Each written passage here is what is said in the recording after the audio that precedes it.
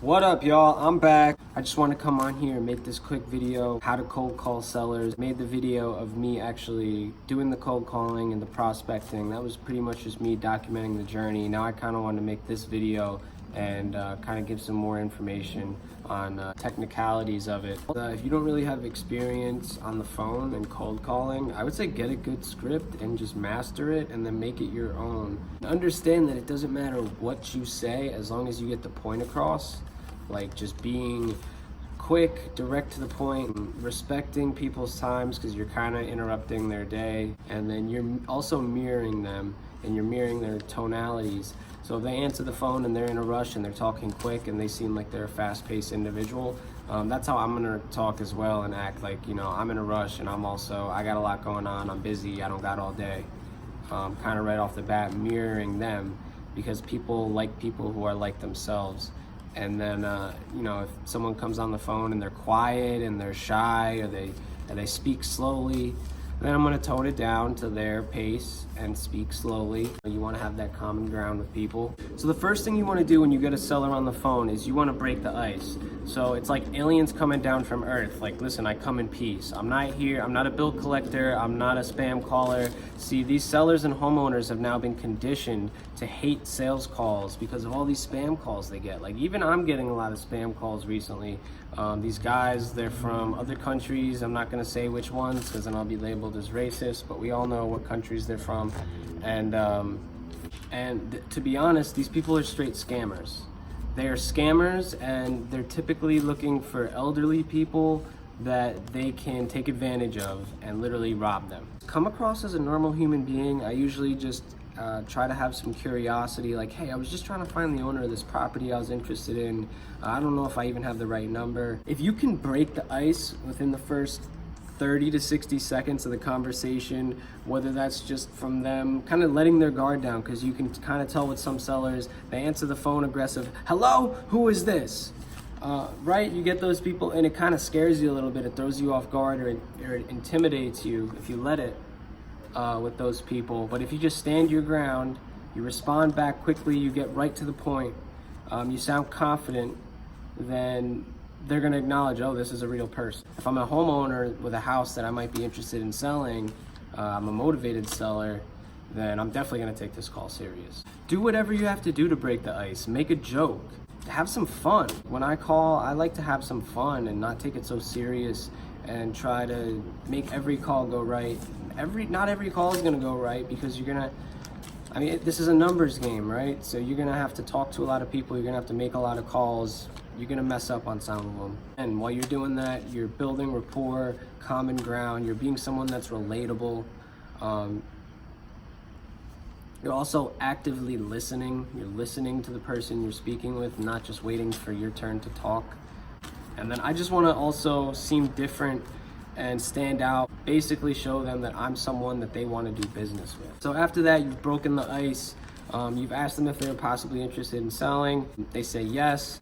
And that's also going to be you gathering info about the property, about them, why they want to sell the property. So you want to have your questions or your lead sheet ready before you call, so that those questions are going to be like, as far as condition, you're going to want to know about bedrooms, bathrooms, utilities, type of heating, if there's a basement or not, what kind of condition the roof is in. Like, you want to have all these questions already ready to go.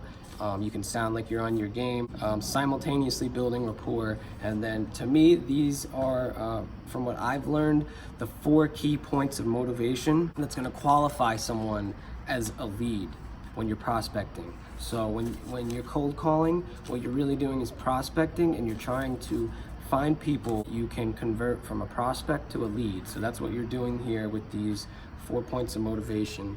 So number 1 is condition. So everything we just talked about, what's the condition of the property? Did they just renovate it 2 years ago and now they want a premier price for it? Or have they not done anything in 30 years and the place has fallen apart?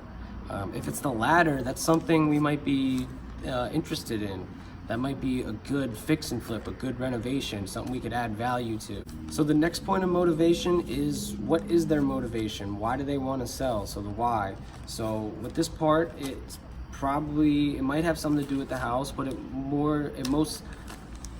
It might have something to do with the house, but it's more than likely gonna have to do with life. It might be they got divorced. It might be they have to move. It might be they lost their job. So, when you're talking about this, you're pretty much gonna be talking about stuff other than the house, life in general. And sometimes the seller will probably be lying the first time you ask them about it, about why they really want to sell. That gets into the third point of motivation, which is the price, which the seller always lies about their asking price. Think about it, it's the same thing with price. If they tell you their bottom line price right off the bat, they just showed you their cards that now you can pretty much negotiate as much as you want with them. And then the fourth one is just timeline. How soon are they looking to sell? It's gonna depend on the situation, if there's tenants or not, stuff like that. The reason this is important is because if they wanna sell within 2 weeks, they're probably a motivated seller that's looking for a quick sale. And that's where we can come in and provide our service of a cash transaction, which is really what we're doing, and we're facilitating the whole thing as well with the title company, the attorneys, and the seller and the buyer. And as you're going through all that, you're pre-qualifying them and you're gathering information, you're simultaneously and subconsciously building rapport. And when I say subconsciously, that's just having a good conversation with someone, having a normal flowing conversation, being relatable, having common ground. So if someone really loves dogs, or they're an animal person, and you love dogs too, and you're an animal person, that's building rapport, that's giving them some common ground with you. That's also showing them that you're a human, you're not some just robot over the phone. That's a huge thing, is not sounding like a robot, not sounding like everyone else, like all these other guys that have come on the phone with no energy and kind of just beat around the bush. I want to be down to earth and transparent. I want to be honest with people. I'm always honest with people over the phone too, because obviously I look young and I sound young. So tell them, I'll be like, listen, I'm the first to admit that I don't know everything. I'm young, I'm learning every day. And I also tell them, this is how I set them up for the fact that I'm not the end buyer. I say, listen, I bring in partners that are more experienced on these deals, so these lenders take me more seriously, because when they're lending you hundreds of thousands of dollars, they want to know that you've done this before and that you're experienced. So I leverage the experience of others. If they're a landlord and if they've been buying properties, I'll tell them, I'll be like, hey, I could probably learn a thing or two from you. I'm learning more and more every day. So I'm not acting like I know everything. I'm admitting, yes, I'm young. It's just letting them know that if there's something that I don't know, I'll be honest about it. I'll admit if there's something I don't know, because I don't know everything. The point I'm getting across is I don't know everything, which nobody does. So that's just showing them that you're transparent. And then after that, if you've pre-qualified them and you're like, wow, and you're on the phone, and I know your heart's probably racing, and you're thinking, wow, this is a fire lead, like, what do I do? What you do is you set the appointment. You either go look at the property, or if it's too far away from you, then you're gonna have to do your own due diligence and then call back afterwards and make an offer. So when you're setting the appointment, you're gonna do what's called a multiple choice close.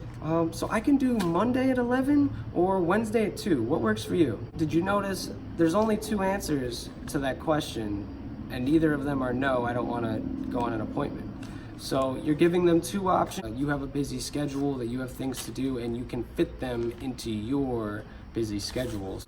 You do not wanna sound desperate. You do not wanna sound like you don't have things going on. I would probably tell them that you have 10 other properties you're looking at this week. So you gotta, see when you can squeeze them in the schedule, and go over there and look at it, but also explain that you are very interested in this property and you would love to go and meet the seller at this property and take a look at it and see if we can do business together.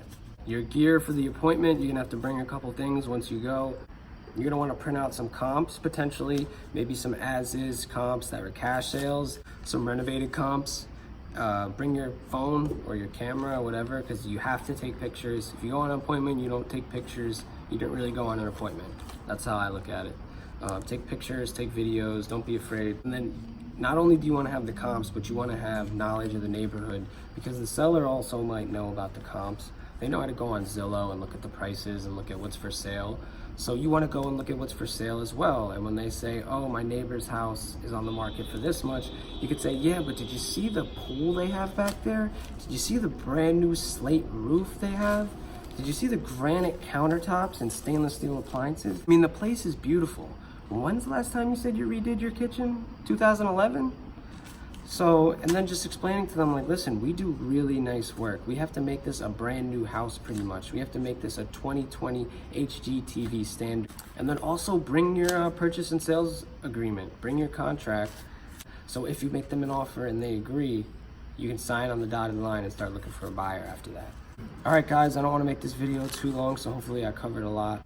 I hope you all have a blessed week and much success. All right, peace out.